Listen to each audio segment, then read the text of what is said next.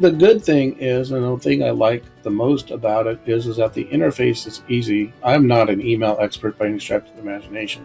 Mm-hmm. And I know there are probably, anybody who's an Exchange expert would find this a lot easier than I did. But I relied on your team to get it set up. My criteria says, can I set this thing up and then leave it alone?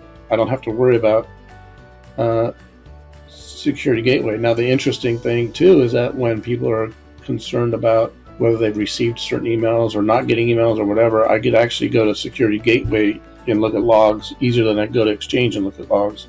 Mm-hmm. I go to both of them, but my first test is did the gateway see it, and it's a lot easier tool to go find emails.